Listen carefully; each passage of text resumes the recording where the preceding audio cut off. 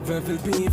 9 in den Jeans, renn oder schieß, yalla fuck the police. Bleiben unter uns, weiß oder bunt, kamen rein in die Bank mit den Jungs. Jeden Tag beschäftigt, den Umsatz zu zählen.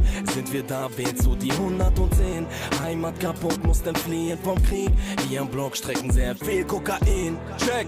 Früher hatte ich gar nichts, Reihe Fingernägel fressen mit Gassan und Ali mit Wasser auf Party, bis ich die Mutter von Geld nahm, sie fickte Mani Masari. Was krass, Rapper sind auf Twitter unterwegs, denn sie wissen, wir schicken sie zum Kiefer Orthopäd, Digga, alles bleibt echt wie die Filme, die wir drehen. KMN Gang, Crack, Koks, Beast, Unternehmen.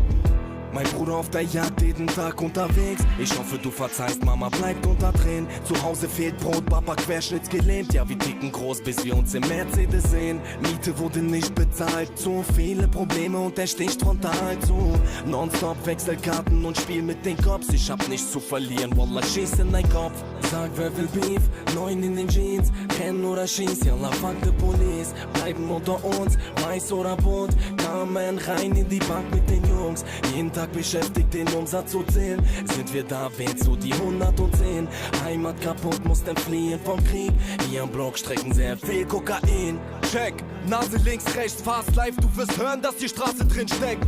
Möbelboss, Schießerei, rede nicht von Kilo. Mein Film, den ich leb, hast du gesehen im Kino, du Pussy. Mach nicht auf krass, wenn du Angst hast. Ich schieß in dein Kopf vor versammelter Mannschaft. Das ist erst der Anfang, 3 Jahre Haft. Brüder draußen sorgen dafür, dass die Anklage platzt. Oh. Brüder draußen sorgen dafür, dass die Anklage platzt. Herr von du Nuttensohn, ich bin draußen. Wir sind alle aus der Haft. Wir haben keine 10 Euro Samsung-Handys mehr. Wir haben jetzt Blackberry. 100 Mille sind offen, draußen. Ich hol mir ab.